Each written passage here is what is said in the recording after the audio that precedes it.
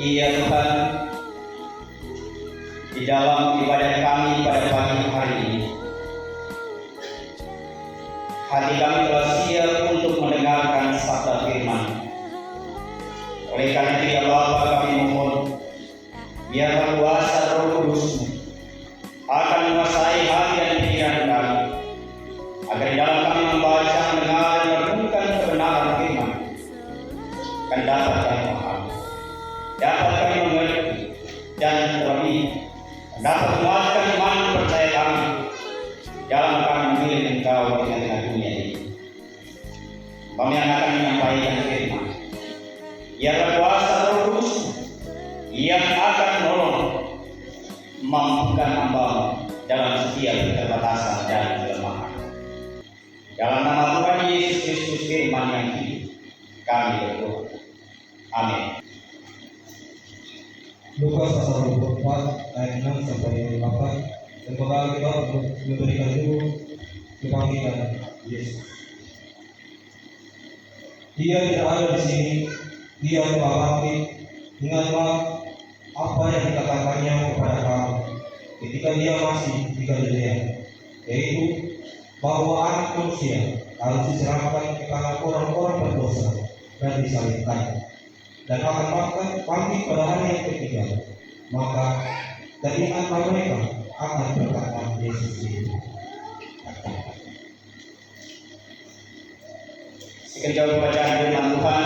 Yang berbahagia adalah kita mendengarkan firman-Nya dan yang melakukannya di dalam kehidupan kita setiap hari. Haleluya.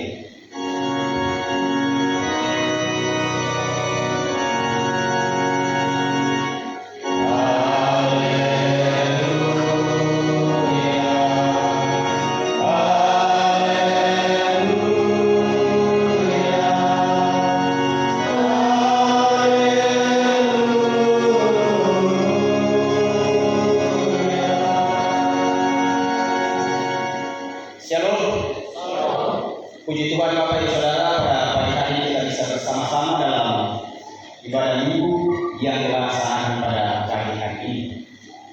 Bapak Ibu Saudara, sesuai dengan khotbah yang diberikan dari KPWD Sinode Kristen Teluk Banggai pada pagi hari ini, bacaan kita terdapat dalam Injil Lukas pasal 24 ayatnya yang ke-6 sampai dengan ayatnya yang ke-8. Ini masih berbicara tentang kuasa kebangkitan Yesus. Bapak Ibu Saudara, Lukas ditulis oleh seorang yang bernama Lukas yang berprofesi sebagai seorang dokter, yang berprofesi sebagai seorang tabib.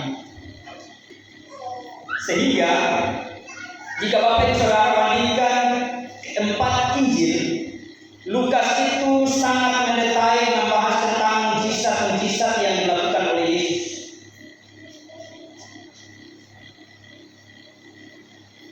Dan ketika kita melihat secara menyeluruh, Injil Lukas banyak membahas, intinya itu lebih menonjol kepada kemanusiaan Yesus.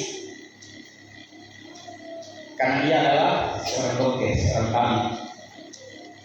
Dan berbicara tentang seorang tabib atau seorang dokter yang pastinya dia pasti sangat paham tentang ilmu psikologi. Ia paham tentang ilmu psikologi.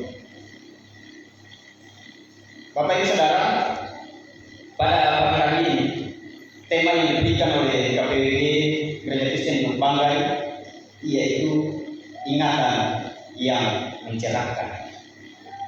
Ingatan yang mencerahkan. Siapa yang pernah lupa di sini? Ada yang pernah lupa? Ya, puji Tuhan kalau tidak pernah lupa. Berbicara tentang lupa, kita pasti semua pernah lupa. Dan ketika saya mulai mendalami, mulai menghayati lupa ini, disebabkan oleh beberapa faktor. Yang paling sering adalah faktor faktor usia, umur. Tetapi ternyata ada juga yang masih muda itu sudah sering lupa. itu dikarenakan karena banyaknya persoalan pergumulan kehidupan yang dia alami, meningkatkan stres dan akhirnya membuat pikiran kadang-kadang lupa ingat. Mau diingat tidak, mau dibilang lupa tidak. Pokoknya macam kebayang-bayang saja kita ditanya sesuatu karena tidak fokus dengan apa yang dia harus kerjakan. Nah, sehingga Bapak Ibu Saudara yang terkasih dalam nama Tuhan Yesus Kristus, berbicara tentang ingatan yang mencerahkan, Bapak Ibu Saudara, ini merupakan sebuah hal yang memang cukup penting atau cukup menarik untuk kita pelajari pada pagi hari ini. Kenapa? Karena dalam bacaan kita, konteksnya pada saat itu dua wanita atau dua perempuan itu menuju ke kubur Yesus. Menuju ke kubur Yesus untuk merempahkan mayat Yesus, tubuh Yesus. Dan ketika mereka pergi ke kubur Yesus, pikiran mereka pada saat itu Bapak Ibu Saudara sedang kacau balau, tidak sedang baik-baik saja. Pikiran mereka sedang berada dalam sebuah kondisi yang sepertinya mereka berada dalam sebuah pergumulan yang cukup berat. Kenapa? Karena 2 hari yang lalu Yesus yang mereka mengagungkan, Yesus yang mereka ikuti, yang mereka sebut Tuhan, sebut Raja, mati di depan mereka. Itu artinya pada saat itu pikiran kedua wanita ini memang benar-benar berada dalam situasi yang tidak baik-baik saja. Mereka lupa akan kata-kata Yesus bukan karena faktor tetapi karena pergumulan, karena permasalahan yang mereka lihat 2 hari yang lalu.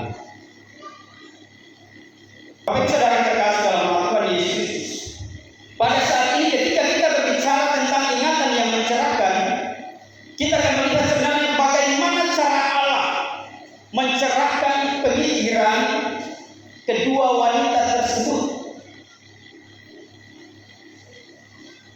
Kita melihat dalam ayatnya yang ke-6 itu dikatakan, ia tidak ada di sini, ia telah bangkit. Ingatlah apa yang dikatakannya kepada kamu. Kata ingatlah, kalau dalam bahasa Yunani itu naomai, kasih naomai, pakai di muka, naomai.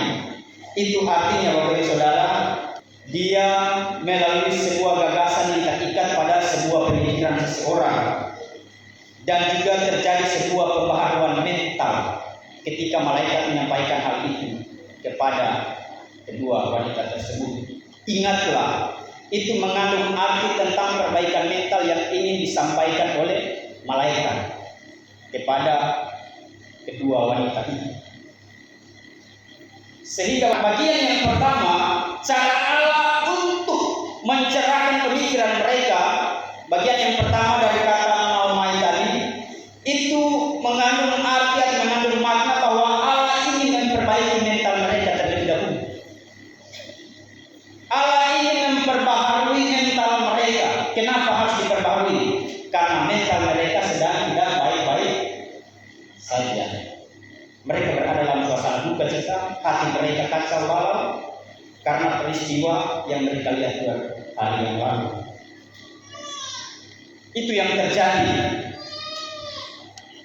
Bapak Ibu Saudara yang terkasih dalam nama Tuhan Yesus Kristus, ada sebutir telur elang jatuh dari sarangnya, kemudian dia mulai tergelinding dan tiba-tiba ia nyangkut napeta nasio, nyangkut, kemudian dierami oleh ayam,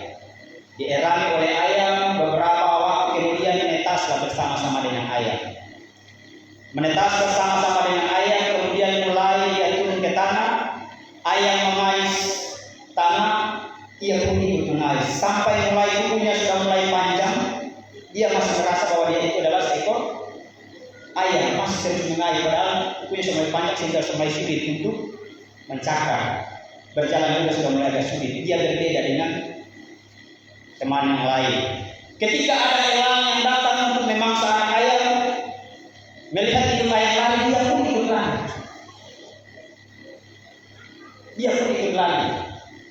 sembunyi. Sehingga pada suatu saat ia mulai memperhatikan dirinya, dia sadar bahwa dia ini bukan ayah. Mulai dia lihat yang terbang untuk menangkap anak ayah adalah seekor elang, dan dia mulai memperhatikan dirinya bahwa oh ternyata saya adalah seekor elang. Mulai dia belajar terbang dan mulai dia hidup menjalani kehidupan sebagaimana seekor elang. Nah, Bapak Ibu Saudara yang terkasih dalam nama Tuhan Yesus, dari cerita ini kita bisa melihat bahwa ternyata mental seseorang yang mulai terbentuk dari awal beranjak dewasa sampai ia melakukan kegiatan-kegiatan ini, terkadang kita terpola pikir kalau kita memang biasanya suka marah-marah, biasanya agak sulit orang melepas orang punya kebiasaan suka marah-marah. Tapi ingat Bapak Ibu Saudara, diri kita siapa? Kita bukan lagi anak-anak gampangan. Kita adalah anak-anak Tuhan. Kita adalah anak-anak Tuhan. Melalui pembacaan firman Tuhan saat ini, bagian yang pertama yang dilakukan oleh malaikat Tuhan adalah memperbaharui mental kedua perempuan tersebut. Hati mereka diperbaharui sehingga mereka pulang dan menyampaikan peristiwa kebangkitan Tuhan kepada murid-murid yang lain. Kemudian bagian yang kedua, arti dari kata ma'omaya atau ingatlah itu mengandung arti tentang pemberian sebuah kado atau hadiah kepada seseorang. Apa yang diberikan oleh malaikat kepada kedua wanita tersebut?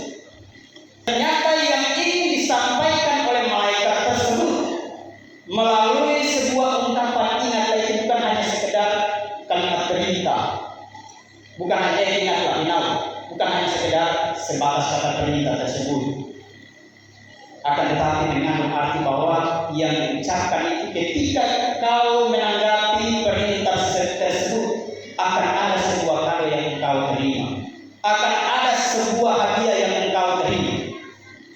Apa kadonya? Bapak Ibu Saudara, kalau kita melihat peristiwa kematian Yesus membuat para murid-murid takut semuanya. Mereka bahkan bersembunyi di rumah-rumah, tidak berani keluar. Akan tetapi ketika mereka meyakini kebangkitan Tuhan, mengingat apa yang dikatakan Tuhan, mereka menjadi pemberani. Bahkan ke-11 rasul itu mati dengan cara mati martir. Mereka berani bersaksi Tuhan. Itu yang dinamakan hadiah yang mereka miliki. Dan yang tidak berani menjadi berani, dan yang tidak mau memberitakan itu sudah mulai keluar memberitakan itu. Dari seorang yang penakut menjadi seorang yang benar-benar berani menyatakan kebenaran. Itu hadiah yang terbaik yang Tuhan berikan bagi mereka. Berbicara tentang kebangkitan Tuhan, berbicara tentang ingatan yang mencerahkan.